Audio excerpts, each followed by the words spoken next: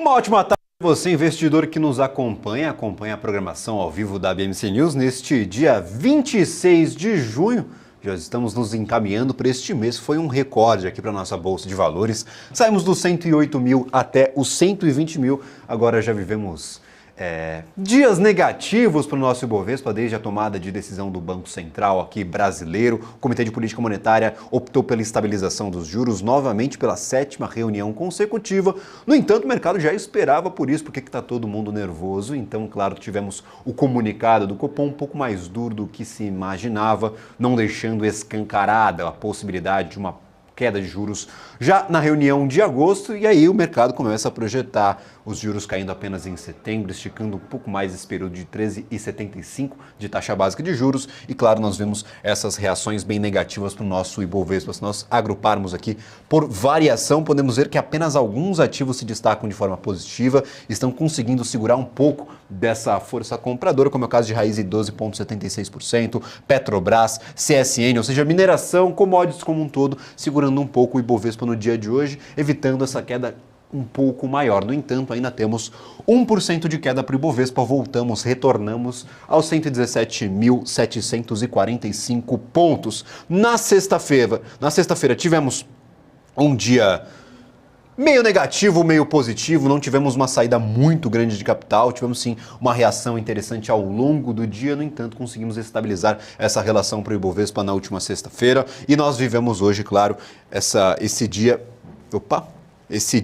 de mais uma queda para o Ibovespa, 1% de queda, 117.780 pontos. Lembrando a você, investidor que nos acompanha, esta semana é uma semana muito agitada. Todos os investidores, não só no Brasil, como também nos mercados internacionais, aguardam dados importantes, pronunciamento de autoridades monetárias, inclusive com um evento em Portugal acontecendo durante esta semana. Começa hoje, vai até quarta-feira, no último dia, teremos a participação de vários banqueiros centrais. Então, todos os olhos aqui, pelo menos, a tecnologia está dando uma piscada aqui, tem alguma coisa acontecendo no nosso estúdio, mas no mais aqui eu vou trazendo essas informações em tempo real, o Profit Pro continua funcionando, nós vamos trazendo essas principais movimentações do dia de hoje.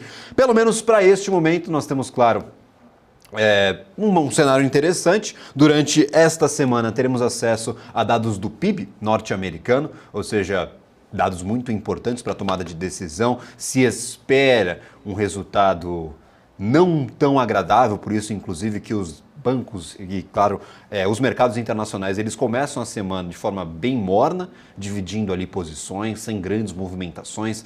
Todos estão esperando pela divulgação do PIB norte-americano e também dos dados do PCI, que serão divulgados na sexta-feira, dado favorito do Federal Reserve para a tomada de decisões, que, claro, representa a inflação norte-americana. Então, para o mercado norte-americano, teremos nesta semana dados do PIB divulgados e também o PCI, dado importantíssimo para termos uma dimensão desse processo inflacionário nos Estados Unidos. Na Europa também muita atenção para a inflação. Tivemos na semana passada a tomada de decisão do Bank of England, um aumento de 50 pontos base, que não era esperado pelo mercado, todos estavam projetando 25 pontos base. Nós tivemos esse aumento acima das projeções, inclusive mais perspectivas de aumentos não só para o Banco da Inglaterra, mas também para o Banco Central Europeu.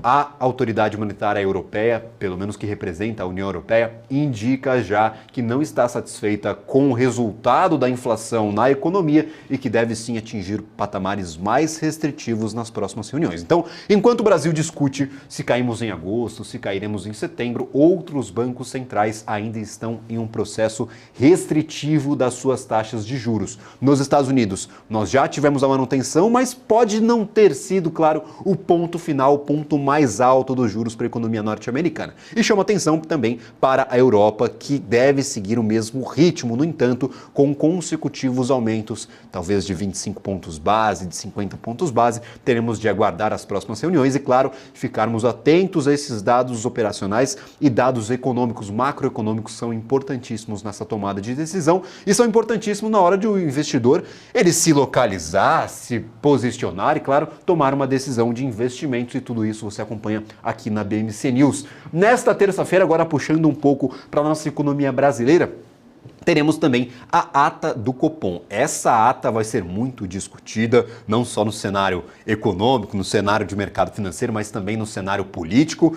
A decisão da última quinta-feira já gerou certo desconforto do Ministério da Fazenda, do Ministério do Planejamento, inclusive do Executivo Nacional. Já tivemos algumas críticas, essas críticas reforçadas ao Banco Central e principalmente à figura do presidente do Banco Central, Roberto Campos Neto, e essa ata ela servirá, claro, para justificar não só a manutenção, mas também esse tom pouco mais criterioso e cauteloso de não indicar a possível queda de juros na próxima reunião. Então, teremos acesso à ata na próxima terça-feira, ou seja, amanhã, e traremos a completude desse documento aqui para você que nos assiste. Então, se você quiser entender a cabeça dos atuantes ali nessa tomada de decisão, lembrando, são 9 votos no Comitê de Política Monetária, o que pesou mais? Será que é o cenário político em questão, claro, de controle de gastos, reforma tributária, arcabouço fiscal, cuidado, claro, com essa saúde das contas públicas, ou também é um cenário um pouco mais inflacionário, a preocupação com a inflação que pode sim ser um pouco mais permanente, um pouco mais chatinha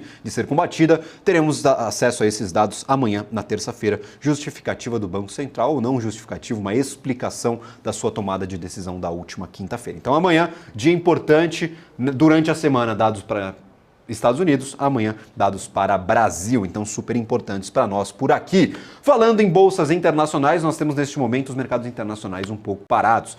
Estados Unidos nós temos índice Dow Jones em alta, 0,08, não dá nem para considerar como uma grande alta, próximo da estabilidade. S&P 500 também 0,2% de queda e Nasdaq 0,7%, aí sim caindo com um pouco mais de intensidade, mas não é lá um movimento muito brusco. Para a Europa, nós já temos essas bolsas com as suas operações encerradas. Então, DAX na Alemanha, 0,11% de queda. Nós temos FTSE no Reino Unido, 0,11% também de queda. CAC 40 na França, 0,29%, aí sim em patamar positivo. E nós temos o índice Eurostoxx, 0,21% de alta. Ou seja, não temos um sinal único para os mercados europeus, não temos um consenso, pelo menos dessas principais bolsas, do humor do mercado. Parte delas sobe, parte delas cai, sempre com esse movimento bem contido, sem muita euforia ou, claro, preocupação, pelo menos para os movimentos das últimas semanas, exceto, claro, depois da tomada de decisão do BOE, do Banco da Inglaterra. Nós tivemos também durante este final de semana reviravoltas naquele conflito no leste europeu entre Rússia e Ucrânia, uma crise interna russa. Nós trouxemos todas as atualizações aqui na BMC News para você que não acompanha os canais de distribuição da BMC News. Lembrando, estamos em todas as redes sociais e principalmente no YouTube e, claro, na nossa programação na TV fechada. Então, fique atento a todos esses canais. Vez ou outra temos conteúdos diferentes distribuídos para cada um deles. Foi o caso deste final de semana, com a cobertura em tempo real de tudo que acontecia na Rússia e essa guerra expandida, esse conflito que se instaurou entre, claro, o governo russo, executivo e Grupo Wagner de mercenários. Então, foi uma grande atualização. Lembrando, nos siga em todas as redes sociais e também no nosso canal do YouTube. Para este momento, mau humor aqui não é palavra por dia, nós estamos realmente na estabilidade. Para os mercados asiáticos, aí sim tivemos um movimento um pouco mais brusco de queda, mas sem muito destaque, 0,25% de queda para Nikkei 225. Nós temos Xangai 1,48%, aí sim, China continental caindo um pouco mais, 1,48% de queda. Hang Seng, índice de Hong Kong 0,5% de queda e Taiwan 0,83%. Para a Kospi na Coreia, um dos únicos índices com sinal positivo lá para o mercado de hoje, 0,4% de alta.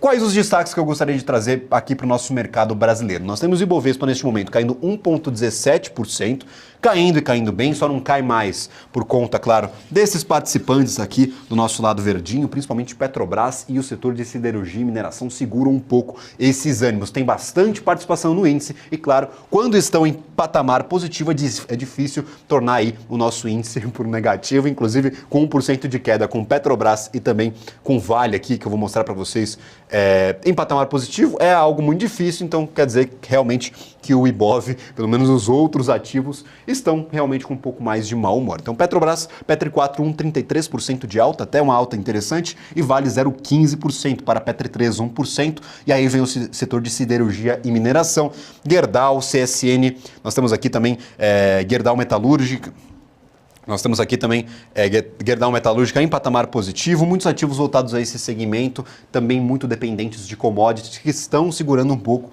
esse movimento do Ibovespa. Um dado interessante que eu trouxe da última quinta-feira, que foi divulgado, claro, ao mercado recentemente, os investidores estrangeiros, eles sacaram 427 milhões de recursos no segmento secundário da B3 no dia 22 de junho, no caso, a última quinta-feira. Com isso, o fluxo de recursos estrangeiros ainda acumula um saldo positivo de 6 bilhões e 870 milhões de reais e um superávit de 13 bilhões e 740 milhões de reais no ano de 2023 como um todo. Embora nós tenhamos essa saída de fluxo gringo, de dinheiro gringo, na última quinta-feira, o saldo no mês ainda é muito positivo, quase 7 bilhões de reais. No mesmo dia, quando o Ibovespa caiu 1,17%, o investidor institucional retirou novamente 237 milhões de reais, enquanto o investidor individual, pessoa física, entrou com 578 milhões de reais. Então, tivemos na última quinta-feira, quando o Ibovespa caiu mais de 1%, saída de gringo e saída de institucional, enquanto pessoa física estava comprando bolsa, comprando esse risco da última quinta-feira e, claro, tomando um pouco, claro, desses ativos distribuídos pelo investidor internacional e também pelo investidor institucional. E nós temos, claro, uma semana recheada de dados econômicos, mas eu chamo a atenção para uma participação dos principais banqueiros centrais num fórum de Sintra realizado em Portugal e promovido pelo Banco Central Europeu. Esse evento ocorrerá entre esta segunda-feira, no caso o dia de hoje, e quarta-feira, e tem o seguinte tema: estabilização macroeconômica em um ambiente de inflação volátil, ou seja, o próprio Banco Central promovendo como tema central do Fórum de Sintra deste ano, nós temos, claro, essa atenção voltada para o controle inflacionário. Nós teremos a participação no último dia, que será especialmente interessante aqui para o mercado acompanhar. Teremos a participação dos presidentes dos bancos centrais mundiais, como Jerome Powell, do Federal Reserve nos Estados Unidos, Christine Lagarde, do BCE, do Banco Central Europeu, Andrew Bailey, do Bank of England, do Banco da Inglaterra, e também o Kazuo Ueda, do Banco Central Japonês, do Bank of Japan. Então, evento importante, nós traremos aqui na programação da BMC News todas as atualizações, especialmente desse último dia, com a participação aí das autoridades monetárias de diversos países, incluindo Japão, Estados Unidos, nós temos também a União Europeia como um todo, com a figura ali central do Banco Central Europeu e também do Reino Unido. E informação importante, nós temos aqui, voltando aos principais destaques do nosso dia.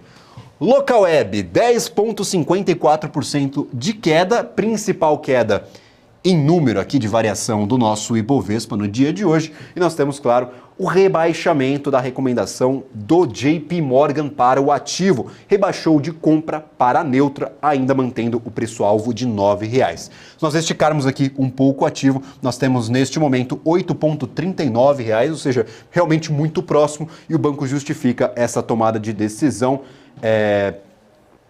justificando que não há muito upside para manter essa recomendação de compra para o ativo de Localweb, que neste momento cai um pouquinho, 10,65%.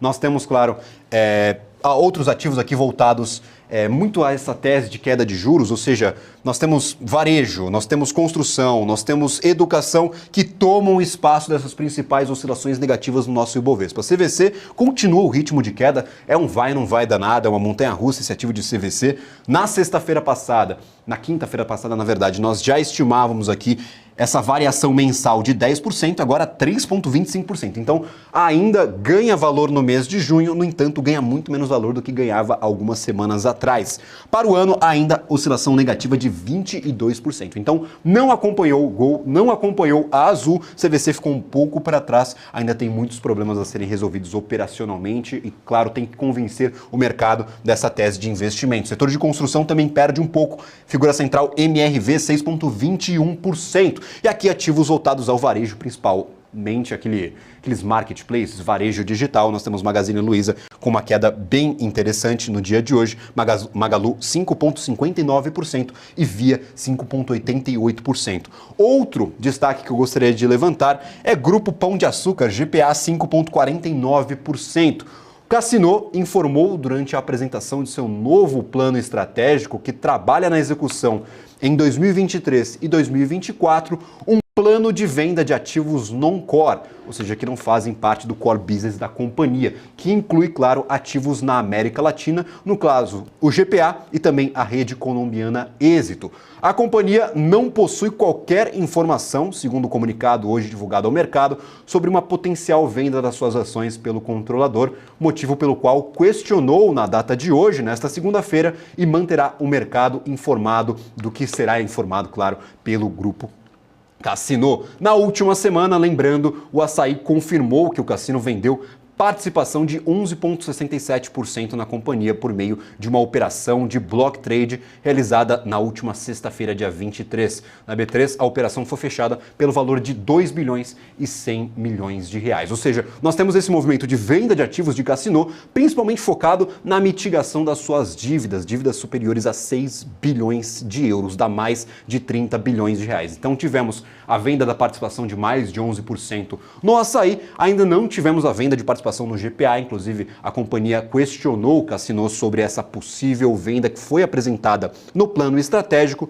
mas é uma participação muito maior do que no Açaí, cerca de 40% das ações da companhia de GPA. Então, GPA não reagiu bem à notícia, o mercado não gostou dessa notícia, a gente já está estudando essa possibilidade há um tempo, já são vários ativos que foram vendidos nesse último ano, nesse comecinho de 2023 por Cassino e, claro, GPA agora entra na fila junto com o Grupo Êxito. O Grupo Êxito, inclusive, que era subsidiário, o GPA tinha participação e já projeta a venda desses ativos nos próximos anos. Então, é uma escadinha, GPA quer se livrar de Grupo Êxito e Cassino quer se livrar tanto de GPA quanto de Grupo Êxito para recuperar parte do seu patrimônio e cumprir com as suas dívidas, cumprir com as suas obrigações financeiras. Eu gostaria de entender um pouco mais esses movimentos do Ibovespa. Nós temos hoje um dia atípico para esse nosso mês de junho, queda superior a 1%, 1,14%. Então gostaria aqui de convidar a nossa tela, Pan Semizato, analista da Clear Corretora. Muito obrigado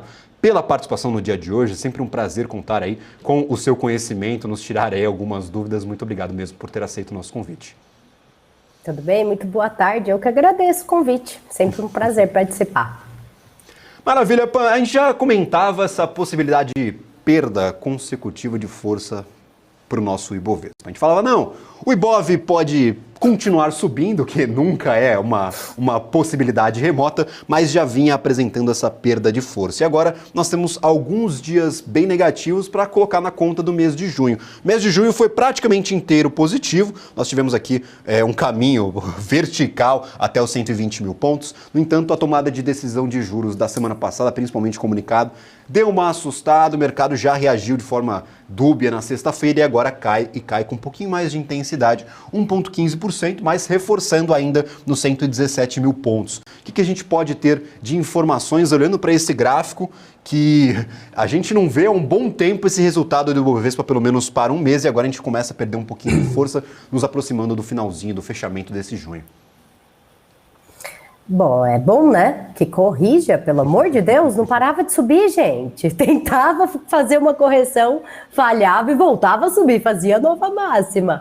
É aquele negócio, para quem olha de fora é interessante, mas para o analista ele fala, não tem como eu entrar nesse tipo de operação, não tem uma porta de entrada, tá tudo trancado. Corrija.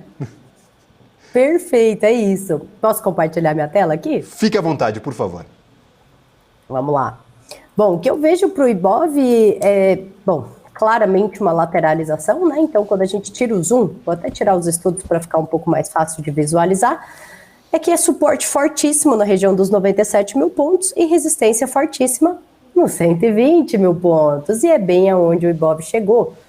Lateralização, geralmente, a gente sabe que é porrada, né? Então, dá porrada para cima, dá porrada para baixo, geralmente em uma ou duas pernas. Então, o que a gente vê aqui está tudo dentro da normalidade. Uma perna, duas pernas, uma perna, duas pernas, e agora se aproximou da resistência.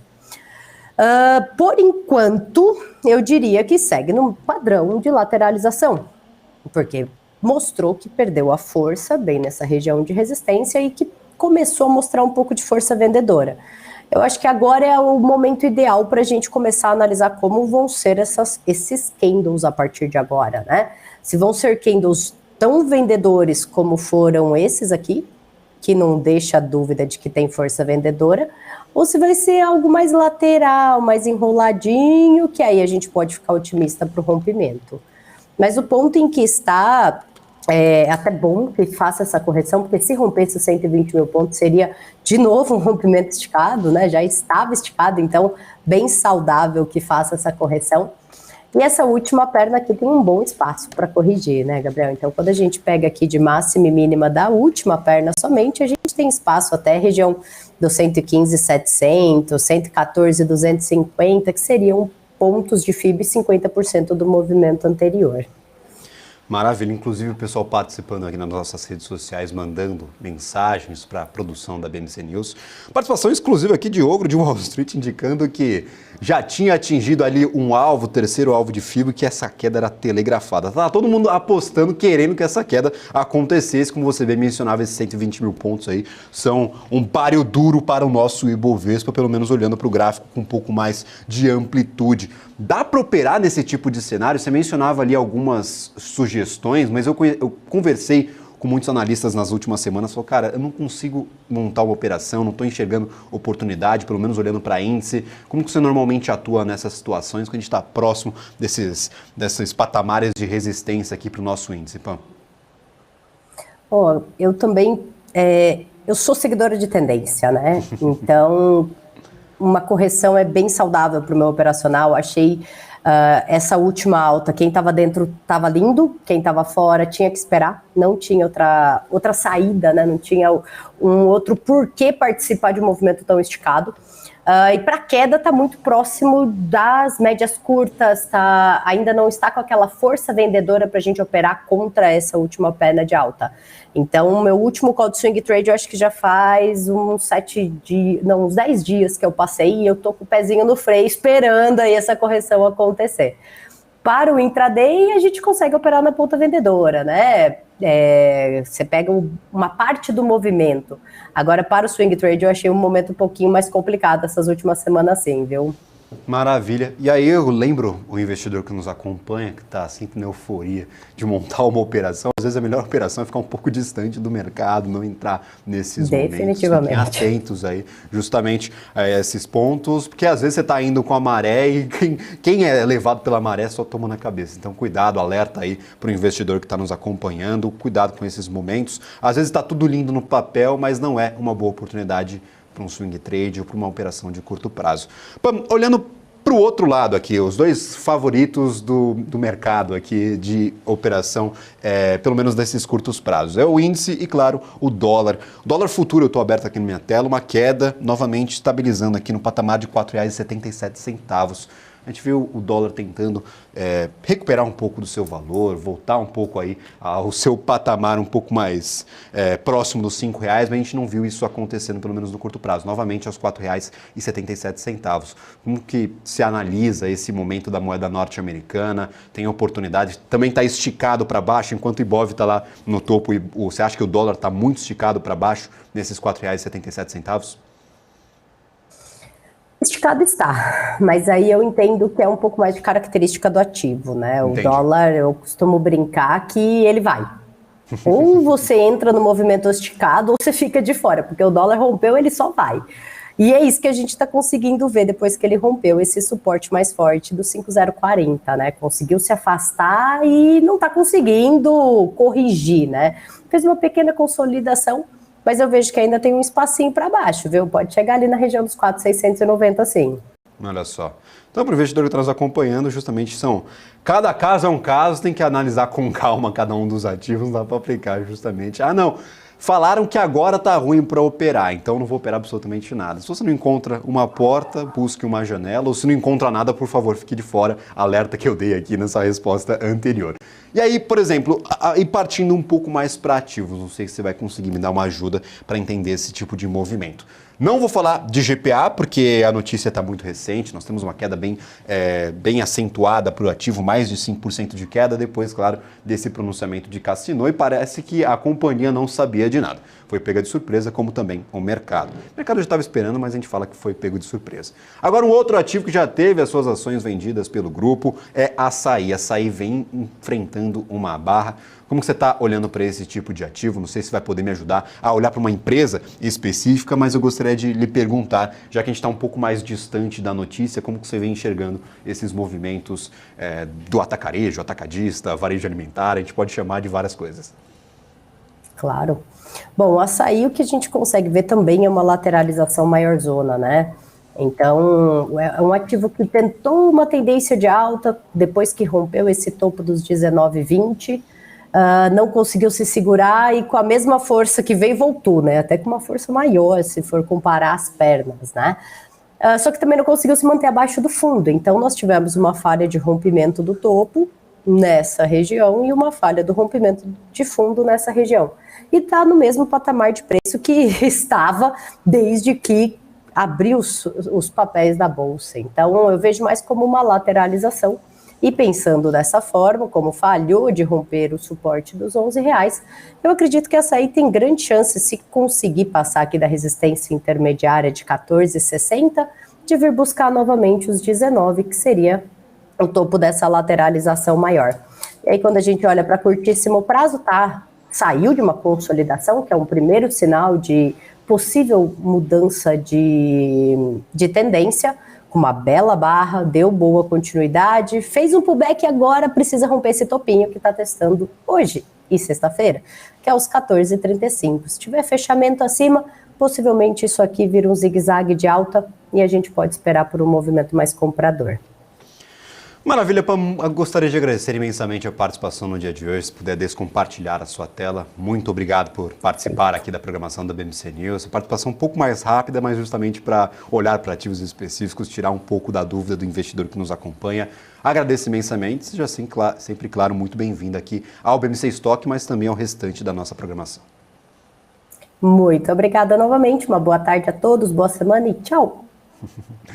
Maravilha, nós temos neste momento, última atualização aqui do Ibovespa antes do nosso intervalo comercial. O dólar, como eu mencionava, queda de 0,45, R$ 4,77, pelo menos contratos negociados de forma futura. Ibovespa também em queda 0,98, próximo do 1% de queda, 117.794. Vamos esperar, claro, para os dados de fluxo de capital estrangeiro aqui a nossa Bolsa de Valores. Gringo vem fazendo bastante preço, principalmente aqui para os ativos que são aqueles ativos mais bombados do Brasil, aquele que todo mundo procura, que é o caso de Petrobras, Banco do Brasil. Vamos dar uma olhada, inclusive, em Banco do Brasil, que eu sempre gosto de monitorar o ativo que estava na sua máxima histórica. Nos últimos dias aí teve um movimento muito interessante. Não estou com ele aberto aqui, mas na volta do intervalo eu trago essa atualização. Do lado positivo, como eu mencionava, Petri 4, temos 1,66% de alta para o ativo. Está na contramão do restante do mercado, é um ativo que sim é alvo de investimento estrangeiro, no entanto eu chamo a atenção para a intenção da companhia demonstrada no dia de hoje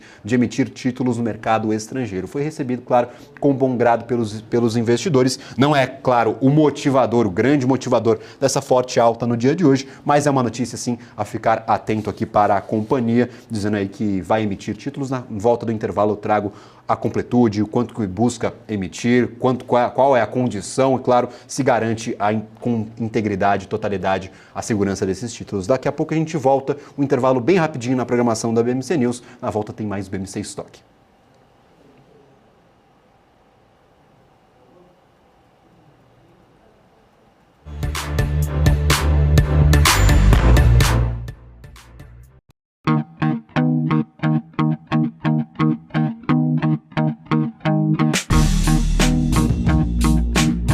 Quais foram os fatores que fizeram essas operações elas desempenharem e por que surpreenderam o mercado financeiro? Business traz panoramas, resultados, prospecções e expectativas de companhias listadas no mercado. BMC News. Informação que gera valor. Já pensou se não existisse essa pergunta? Teríamos cavalos mais rápidos? Mais telefones? a Vortex pensou e criou a primeira plataforma digital para o back-office do mercado de capitais. Tecnologia para o que sempre foi analógico. Hoje, temos mais de 500 bilhão em ativos em 3 frentes integradas. Ir além é descomplicar o mercado de capitais todos os dias. Vortex. Beyond. COI, você sabe o que eles são? Esse é o tema do BMC Explica de hoje.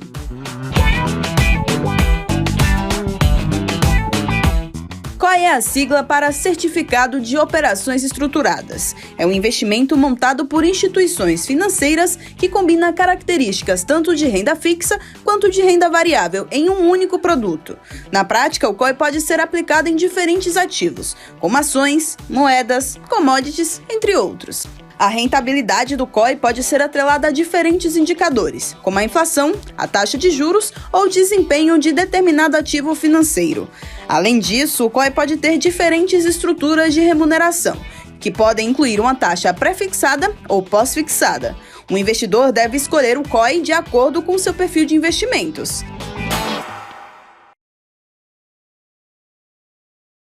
Perguntaram para mim ontem qual o percentual do meu patrimônio eu coloco em renda variável. Eu coloco 20%, eu não passo disso e eu não preciso mais do que isso.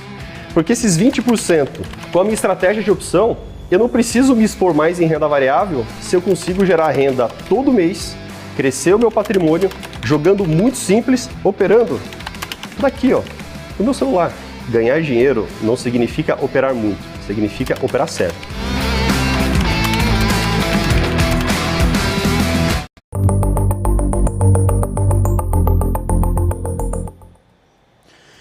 Estamos de volta com o BMC Stock. Me perguntavam sobre esse possível movimento político para tentar articular uma nova presidência na Vale. Realmente foi divulgado, pelo menos rumores na imprensa, na coluna do Lauro Jardim, que há uma ala do governo, uma ala especificamente do PT, que busca por empoderar Guido Mantega na presidência da Petrobras. Sim, isso é discutido, pelo menos o que se comunica no mercado. No entanto, nós temos alguns gatilhos de governança que são bem fortes, pelo menos em questão da Vale, que foi privatizada já há um bom tempo. Nós temos diversos controladores e, pelo menos até este momento, não há essa conversa dos controladores para mudança na presidência. Claro, há essa pressão política, mas por enquanto nada concreto. Inclusive, ativo após a divulgação dessa notícia, hoje sobe um pouquinho, mas mantém a estabilidade, inclusive segurando um pouco o Ibovespa 0,21, está reduzindo um pouco essa oscilação positiva. A gente vinha aqui com Vale em 0,3, 0,4 até 0,5%, agora reduzindo um pouquinho, mas ainda no positivo mesmo após a divulgação dessa possibilidade de o governo fazer pressão para empoderar Guido Mantega na presidência da companhia. Lembrando, isso é informação de Lauro Jardim, informação de imprensa, não há comunicado oficial, não há pronunciamento de grandes autoridades. Por enquanto a gente acompanha e, claro, traremos todas as atualizações para você, investidor que nos acompanha. Lembrando, o movimento aqui, ó, dos bancos do lado contrário, fazendo preço aqui para baixo. Nós temos Bradesco 0,84%, BB Seguridade, não é banco, mas está ali no setor de financeiras, 4,32% de queda, caindo bem no dia de hoje. Nós temos Banco do Brasil agora em queda, no entanto, ainda nos R$50, 50,84. Está muito alto, está ali, se a gente considerar uma margem na sua máxima histórica, já superou e muito aquela máxima que vimos no mês anterior, que era bem distante aqui desses R$50. Então, R$50,84, dia de queda, mas pouca queda, quase estabilidade para Banco do Brasil. PetroRio, enquanto Petrobras está do lado positivo, vamos dar uma esticada aqui nesse nosso setor de petróleo e agrupar por variação diária. Nós temos PetroRio, Vibra Energia e Ultrapar do lado negativo, fazendo um pouco de pressão para o setor. No entanto, do outro lado, nós temos Enalta, 3R Petróleo e, claro, a estatal Petrobras encabeçando as principais altas, com mais de 1% de alta, 1,72%. Muito se dizia, claro, do impacto desse conflito entre Rússia e Ucrânia, principalmente depois dessas reviravoltas que vimos durante o final de semana envolvendo um grupo de mercenários sobre as principais commodities. No entanto, pelo menos para o dia de hoje, não temos um movimento muito brusco para a cotação do petróleo no mercado internacional. Nós temos neste momento o petróleo Brent subindo 0,92, mas ainda na casa dos $74 o barril, 74,69 centavos de dólar. Para o petróleo WTI, quase $70, 69,80, também 0,9% de alta. Então, não há uma reação muito brusca para a cotação desses contratos que envolvem a commodity energética, pelo menos por enquanto. Ficamos aí com essa possibilidade de impacto no campo das ideias. A gente vai ter que esperar aí dados do mercado físico que demoram um pouco mais a sair. Nós temos também aqui informações direcionadas para outros setores do nosso mercado brasileiro. Eu estava falando um pouco sobre petróleo, mas se a gente esticar um pouco o setor de varejo, a gente pode ver um movimento negativo dos principais ativos aqui na nossa Bolsa de Valores. Nós temos Via Varejo, 5,88% de queda. Lojas Marisa, também superior a 5% a queda do ativo de Amar 3. Pets, 5,23%, Magazine Luiza 5%. O 5% é a moda de queda aqui, pelo menos para os principais ativos do setor de varejo. Loja Renner cai um pouco menos, 3,54%, Allied 3,39%, Alpargatas 3%, tá todo mundo caindo e caindo com um pouco de intensidade. Eu chamo a atenção, claro, para os ativos que integram o Ibovespa, que são naturalmente um pouco mais visados e analisados, que caem mais do que o restante dos ativos que são um pouco menores. Até CIA aqui, ó, 2,03% no mês, ainda acumula uma boa alta de 15%. Se nós viermos aqui para a variação mensal, como é que está o setor de varejo nesse mês de tomada de decisão de política monetária? E que foram frustradas as expectativas aqui, pelo menos da massa de investidores do mercado como um todo. Nós temos um resultado bem positivo para Guararapes, quase 60% de alta, Marisa, 45% de alta, nós temos aqui Natura, C&A, Grupo Soma, Lojas Renner, ativos aqui com um pouco menos de atenção dos investidores ganham valor, e os queridinhos aqui, pelo menos os que integram o nosso Ibovespa, em queda, 10% para Magazine Luiza, Pets, 7,17%, e nós temos também Via Varejo, 5,88%. Então, esses ativos que teoricamente seriam mais impactados pela tomada de decisão de juros, nós temos aqui ativos que têm nas operações das suas companhias uma boa alavancagem, são bem penalizados pelos custos financeiros. Magazine Luiza, Pets e Via, os três, pelo menos as duas maiores aqui, Magazine e Via, estão em queda no mês, na variação mensal do mês de junho, enquanto o nosso Ibovespa tem um resultado bem positivo. Trazendo aqui o agregado do Ibov para o mês de junho como um todo, nós temos aqui um resultado interessante, mais de 7% de alta para o Ibov. Se ele deixar eu esticar o meu dado, eu não vou conseguir, eu vou ter que usar essa tecnologia azteca chamada mouse para informá-los que no mês nós temos 8,91% de alta para o nosso principal índice acionário, 0,83% de queda no dia de hoje, no entanto no mês ainda mais de 8%, quase 9% de alta. No ano ainda um resultado positivo, mas chama a atenção aí que esse resultado está muito concentrado. Nesses últimos 2 meses, nós atingimos aqui um patamar de 97 mil pontos, que não agradou muito o mercado. A gente estava um pouco preocupado, lembrando essa preocupação, ela estava entre nós pelo menos até o finzinho do mês passado. Aí sim, nós tivemos um resultado bem interessante em junho. No entanto, ainda ligo o sinal de alerta nos investidores, tudo que sobe muito rápido pode cair muito rápido. Não estou falando que vá acontecer, mas já vimos em um passado não tão distante o Ibov desacreditado, próximo dos 96 mil pontos, e todo mundo falando que era venda, agora o pessoal apostando na compra de ativos. Então, o mercado é bem volátil, as opiniões elas mudam com certa facilidade. Eu estou aqui para ligar o sinal de alerta e, claro, alertar o nosso investidor, cuidado com as decisões em momentos de euforia, e quase 10% aqui de alta no mês, eu considero como um momento de euforia para o nosso índice acionário. Então, enquanto o Ibov no mês soma 9%, Magazine Luiza e Via ainda caem, ou seja, peso de Petrobras, peso de Banco do Brasil, peso de outros ativos aqui que compõem a nossa carteira do Ibovespa. Para o mercado internacional, agora uma atualização dos índices norte-americanos, que são, claro, os que ainda estão negociando. Lembrando, Europa e Ásia já encerraram as negociações. Dow Jones 0,1% de alta, estabilidade. Nós teremos divulgação do PIB norte-americano e também dos dados do PCI, dados de inflação para a economia norte-americana nesta semana, então o investidor fica naturalmente um pouco mais cauteloso. S&P 500 agora em queda, 0,2% de queda, 0,24%, e Nasdaq cai com um pouco mais de intensidade, Nasdaq 0,84%, lembrando queda para o índice Nasdaq. E claro, aqui para o nosso juros, como está a cotação da curva de juros no dia da tomada de decisão? Pelo menos na quinta-feira, nós tivemos um movimento bem brusco dos DIs negociados de 2030 em diante. Oscilações negativas de mais de 1%. Depois nós tivemos uma manutenção, pouca movimentação para os juros na sexta-feira e hoje nós temos aqui queda para os principais DIs negociados, mas praticamente estabilidade, 0,09, 0,08, ou para cima ou para baixo. Nós não temos movimento para juros, pelo menos nesse mercado futuro. Não temos projeções mudando de sexta-feira, de quinta-feira para cá, em questão de curva de juros, em questão de DIs futuros. Então, claro, eu chamo a atenção para esse cenário que nos juros não mudou, mas para os ativos na Bolsa de Valores está mudando bastante, claro, demonstrando esse cenário de movimentos eufóricos, ou para cima ou para baixo, ou é hora de comprar ou é hora de vender. Cuidado, investidor que nos acompanha, estamos aqui para trazer as principais informações. E lembrando, nesses dias com muito volume de notícias, nós temos, por exemplo, o caso de Cassino, que está caindo mais de 5%, GPA, Grupo Pão de Açúcar, está caindo por conta dessa intenção de venda do grupo que tem 40% das ações da companhia.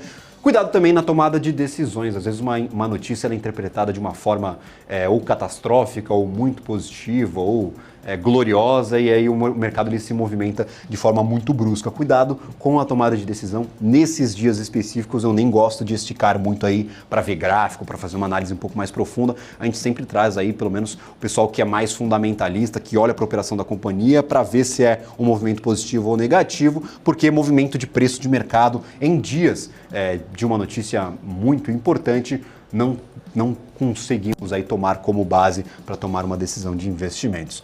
Falando sobre juros, eu mencionava esse movimento do Banco Central na semana passada e nós temos, claro, a ata do Copom divulgada amanhã, tema muito importante, vai nos trazer alguns esclarecimentos sobre o que motivou esse comunicado um pouco mais duro.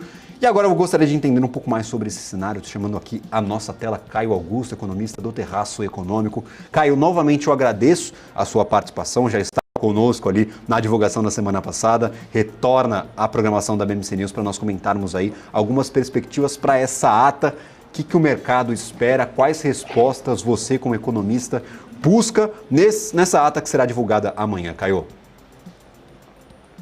Boa tarde a todo mundo que nos acompanha. Na verdade, a grande expectativa que a gente tem agora é em saber o seguinte: o que é que o Banco Central está observando? Até há uma certa discussão agora sobre juro neutro, né? Juro neutro, assim, para você que não é familiarizado com esse termo, é o seguinte: o juro que nem incentiva a economia, que se a Selic ficar abaixo dele, e nem desaquece a economia caso a Selic fique acima dele. Então, há uma certa discussão sobre o Banco Central estar elevando o juro neutro, né, o juro necessário para que a economia não seja nem aquecida nem desaquecida.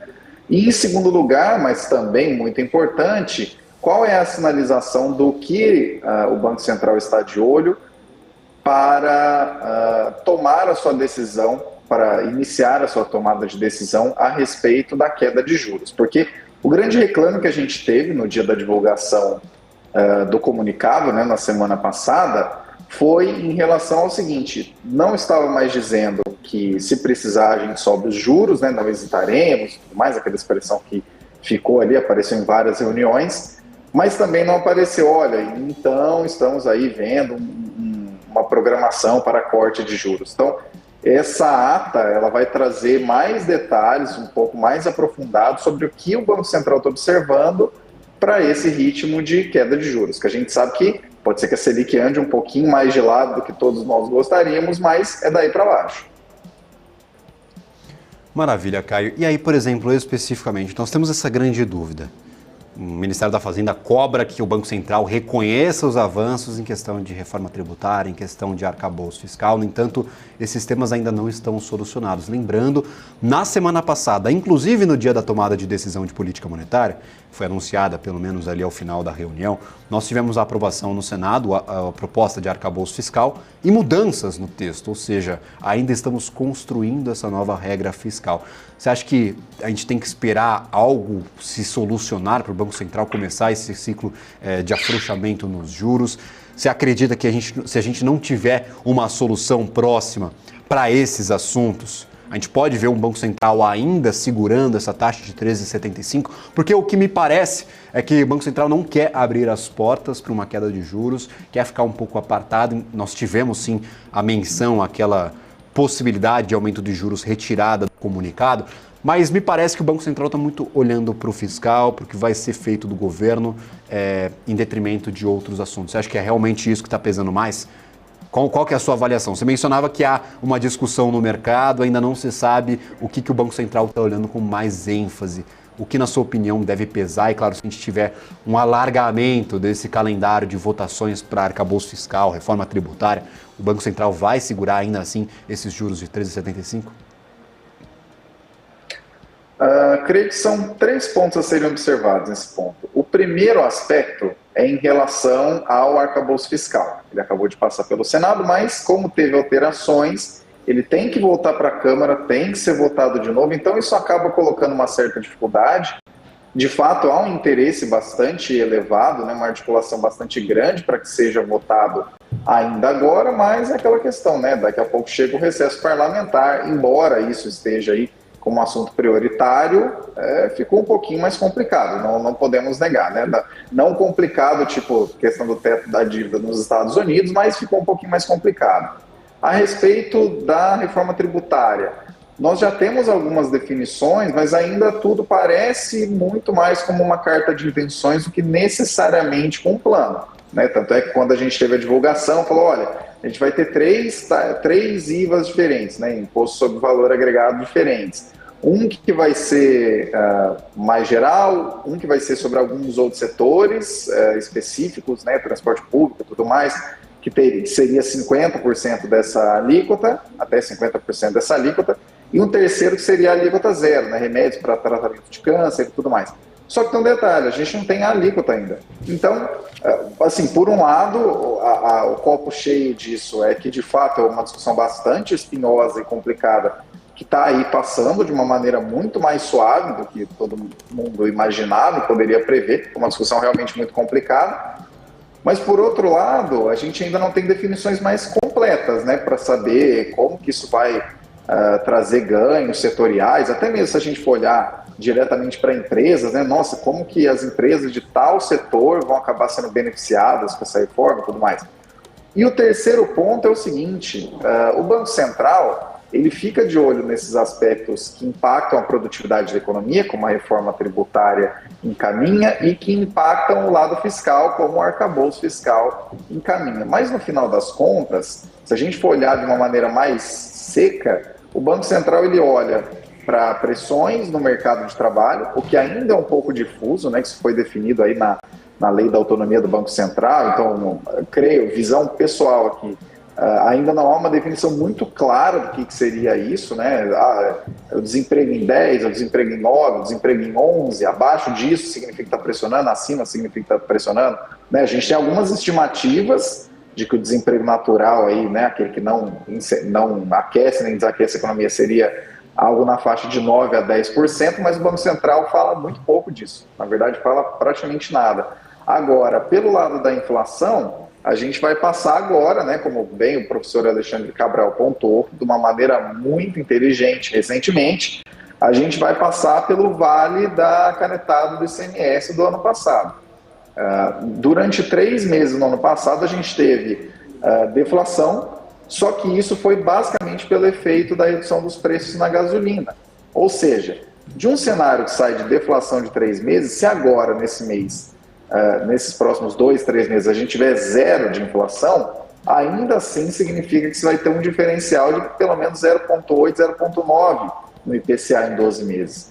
Para trazer do economês para o bom português, o caso é o seguinte: o Banco Central está olhando sim para o fiscal, está olhando para a produtividade da economia, são 2 aspectos muito importantes, é claro que eles não perdem isso de vista, mas os dados de curto prazo, os dados que encaminham um desinchar da força da inflação, eles vão falar mais alto. E digo mais, eu acredito sinceramente que o grande susto que aconteceu recentemente, susto assim, né, deixa eu trocar a palavra, a grande surpresa que a gente teve no PIB do primeiro trimestre, que foi, né, o 21% do agro, que puxou o PIB para cima, esse tipo de coisa não é recorrente. Então, quando os dados estiverem mais alinhados com a realidade, né, saiu desse cenário e você vai ver que a indústria realmente já não está crescendo muito, está começando a cair, os serviços também já não estão muito adequados, consumo, comércio e tudo mais não está muito adequado, o agro de fato deu um susto para cima.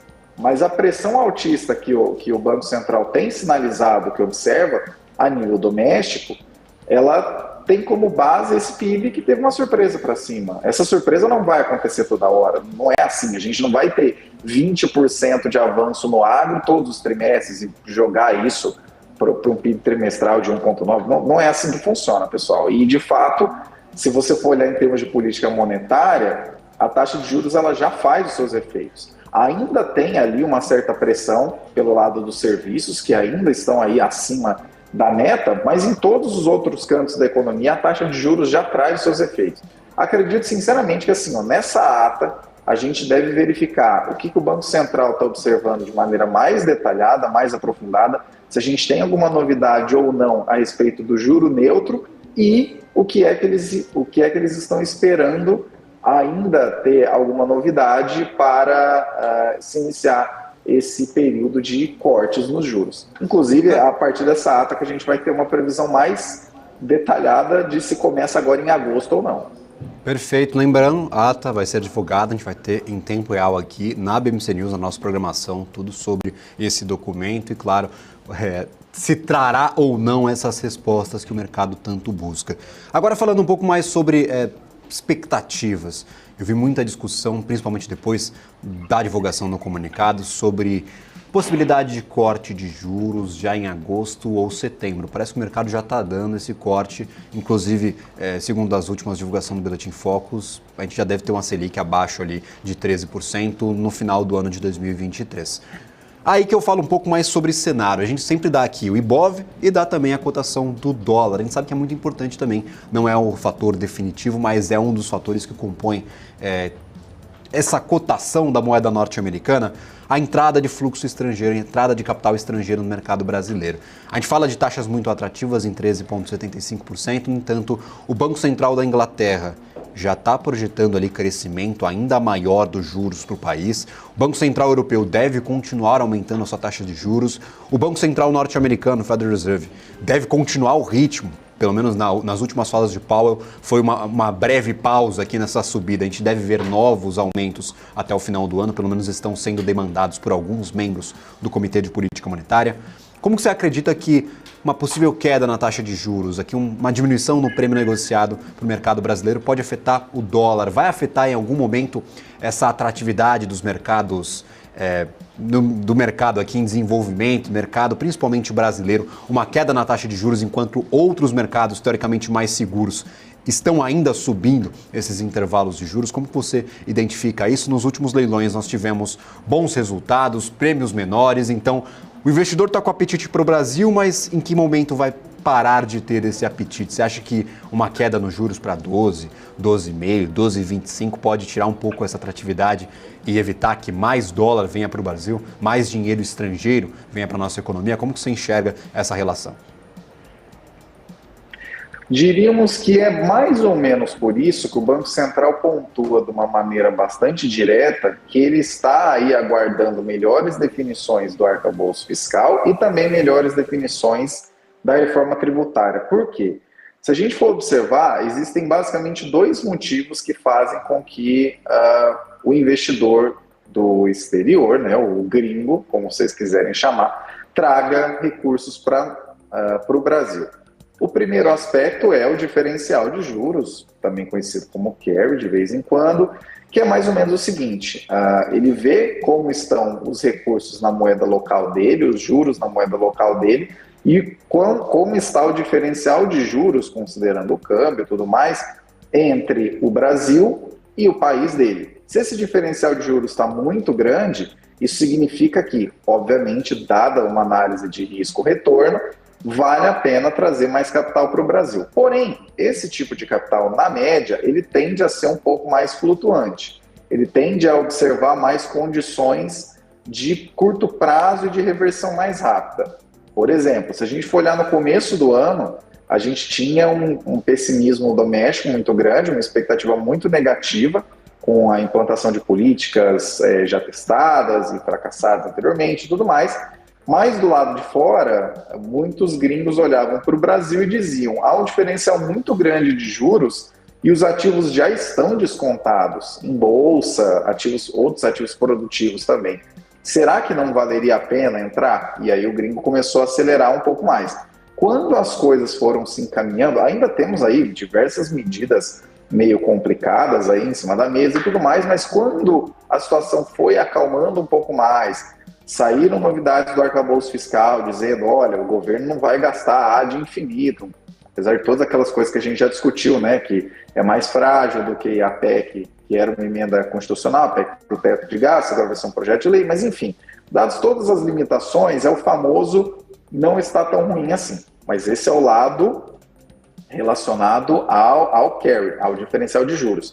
O outro grande motivo é a condição de se fazer negócios no Brasil, que aí acaba tendo relação com o câmbio de uma maneira mais estrutural, mais ligada ao longo prazo. Se o primeiro aspecto diz: olha, nesses próximos 2, 3 meses pode ser que a gente tenha uma entrada mais forte de capital estrangeiro e isso acabe trazendo mais ganhos de curto prazo, né, mais valorização do dólar, mais valorização do real frente ao dólar, né, a cotação ir caindo.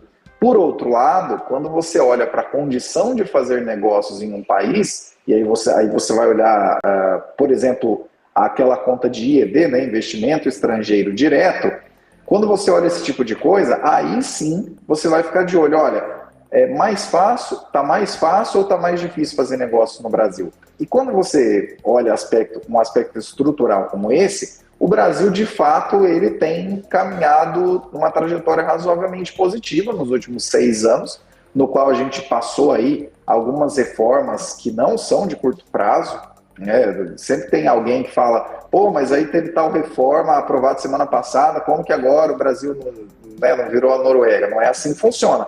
6 anos atrás a gente teve aprovada a reforma trabalhista e agora a gente começa a ter efeitos de um mercado de trabalho bem mais resiliente do que a gente tinha muito tempo atrás, né? Então, esse tipo de coisa. Então, dadas as reformas que a gente tem acompanhado e esses 2 pontos em específico, o arcabouço fiscal, que dá uma certa disciplinada no avanço dos gastos do governo, mesmo com todas as suas limitações, fragilidades, demandar um aumento de receitas muito grande, mesmo com todos esses problemas, ele sai com aquele risco de cauda do fiscal brasileiro. E pelo lado da reforma tributária, isso pode sinalizar que, olha, o Brasil está se transformando num país um pouco mais amistoso. Porque assim, é bom isso ficar bem pontuado, porque de vez em quando as pessoas tendem a confundir um governo mais favorável ao negócio, mais parceiro da iniciativa privada, alguma coisa do tipo, com um governo que traz dinheiro pura e simplesmente. Você trazer investimento de fora é uma coisa positiva? Claro que é uma coisa positiva, mas mais do que isso, você tem que trazer o investimento e você tem que dar condições de crescimento, institucionalmente falando.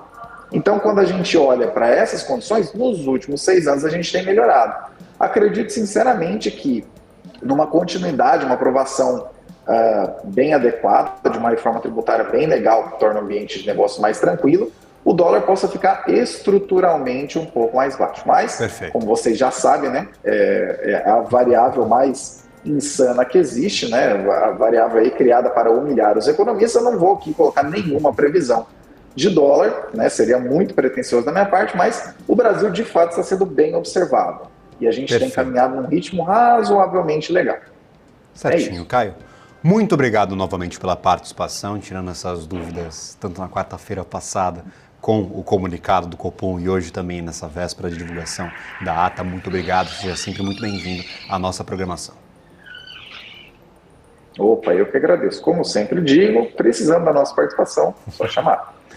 Maravilha, a última atualização do Ibovespa antes de nós entregarmos o programa ao BMC Market, que já está chegando na nossa programação.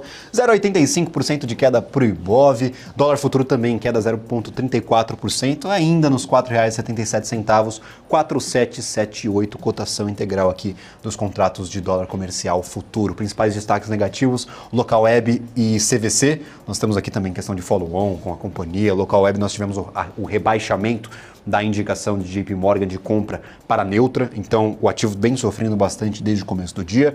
Do outro lado, lado um pouco mais positivo, nós temos 3,22% de alta para Raízen, Petrobras 1,92% de alta, ajudando a segurar um pouquinho esse ritmo negativo do nosso Ibovespa. Petro 4 e Vale 3 estão em alta, então ajuda um pouco aí na composição dessa variação geral do nosso índice acionário nesse comecinho de semana. Eu vou ficando por aqui, mas lembrando, semana agitada. Ata do Copom, nós teremos divulgação do PIB norte-americano, teremos PCI, dados de inflação para a economia norte-americana, além de um grande evento que acontece entre hoje e quarta-feira lá em Portugal, que deve reunir os principais banqueiros centrais do planeta. Coloca aí nessa conta Estados Unidos, coloca Japão, coloca também a Inglaterra e o próprio Banco Central Europeu. Aqui para o Brasil temos o Febraban Tech, que terá, claro, cobertura como media partner aqui da BMC News. Então, para você ter acesso a todas essas informações dessa semana ultra agitada, por favor, nos siga em todas as redes sociais e, claro, não deixe de acompanhar diariamente a nossa programação aqui na TV Fechada.